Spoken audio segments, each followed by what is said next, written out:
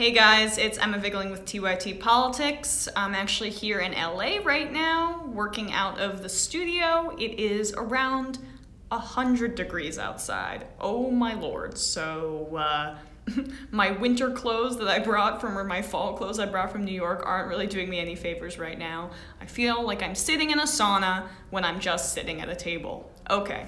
So last night, Vice President Mike Pence cast the tie-breaking vote to repeal a rule that made it easier for Americans, consumers, you and me, to sue their banks and credit card companies. If you were on the side of the American people, this would seem like a no-brainer, but if you're on the side of corporations, it seems like a no-brainer. And that's what the entire Republican Party and a lot of the Democratic Party, but to their credit, they all voted against this. And it had to be broken by a tie by Mike Pence because two Republicans actually sided with the Democrats, which is great. So the idea that you have representatives of supposed people saying that, no, we don't want you to have the power to sue banks and credit card companies. We want to side with these companies in a supposed representative democracy should be laughable to everyone. It would be laughable to me if it wasn't so sad. Wiping out the rule would affect tens of millions of Americans who often don't know that they are covered by an arbitration clause when they sign up for a credit card checking account or a prepaid card. Many companies tuck arbitration clauses into contracts as a way to resolve disputes outside of the court system, making it harder for an individual to bring a case against a bank or credit card company. So essentially, they sign these clauses, people signing up for these accounts, which say that if you have a grievance with us, you go to an arbitration, which is favorable to these corporations and is outside of the legal system. What the CFPB and what, honestly, the Democrats were trying to keep in place was a rule that allows it to go to an independent U.S. court, so you're not doing it in an extra legal way. Obviously it's legal because you're signing a contract, but it's extremely misleading. And it gives all the power to the people with the power, the banks and the credit card companies. They already have enough power. And why are they so afraid of the legal system? Is it because they are ripping people off, as the CFPB has pointed out in the past and has figured out? Absolutely. Senate Banking Committee Chairman Mike Crapo speaks for itself, blamed the agency, CFPB, for failing to re-examine the rule and developing alternatives. The CFPB chose an all-or-nothing approach, leaving Congress no choice but to overturn it, Crapo said in the statement. The party line vote is one of the last steps before the CFPB rule could be wiped out by Trump. The House voted 231 to 190 in July to overturn the rule. The measure now goes to the president's desk for his signature. He will sign it, despite railing against the banks on the campaign trail. It is a popular issue, and why he got elected partly because, one, Hillary Clinton was perceived as being in the pocket of banks, and Trump said, I drain the swamp. I hate the big banks. He railed against Goldman Sachs and then put Gary Cohn in his cabinet. So the guy is a liar of the highest degree, and now he's just going to side with the rest of the corporatist Republicans and rip off consumers. In what objective way can you say that it is fair to make consumers go to a bank arbitration instead of going to court when they have grievances? Unless you're getting paid by those banks.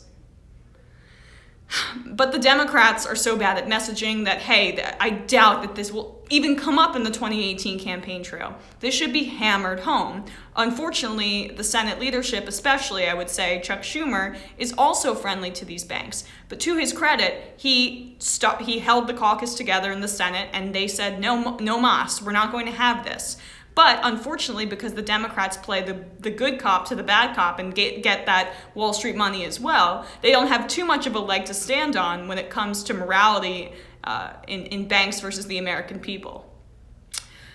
But Elizabeth Warren does, especially on this topic, because the CFPB, the Consumer Financial Protection Bureau, was her baby. She is the godmother of the CFPB, and it actually has done some good things in its existence since 2010. Remember the Wells Fargo fraud, where Wells Fargo was caught creating around $1.5 million false savings and checking accounts and was called out in front of the whole world. The CFPB uncovered that, and that's part of why Elizabeth Warren was so strong in her questioning of the Wells Fargo CEO, which I believe went viral. According to Bloomberg, the agency has provided $11.4 billion in relief for more than 25 million aggrieved customers since Congress created the CFPB in the 2010 Dodd-Frank Act. I think it is the most effective provision in the Dodd-Frank Act, and it has been successful.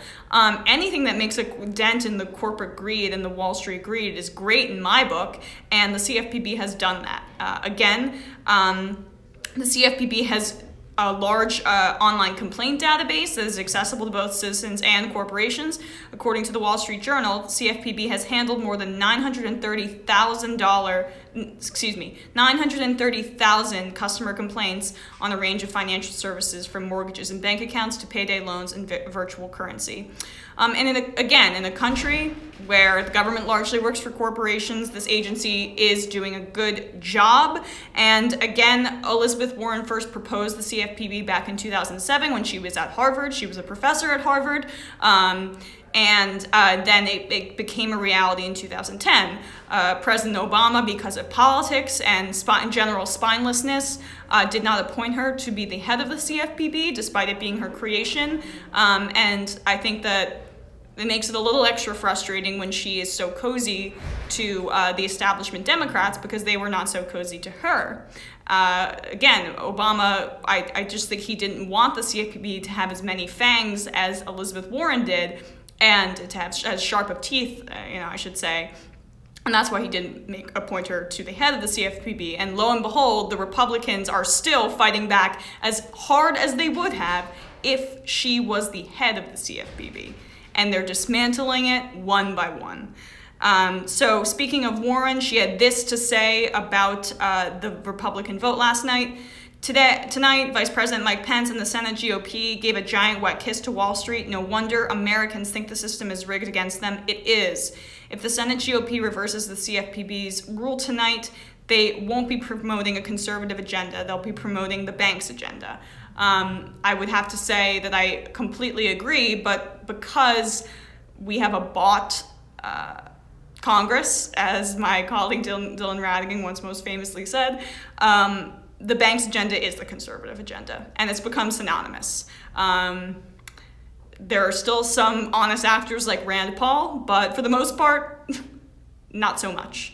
Let me just also say that let me find the two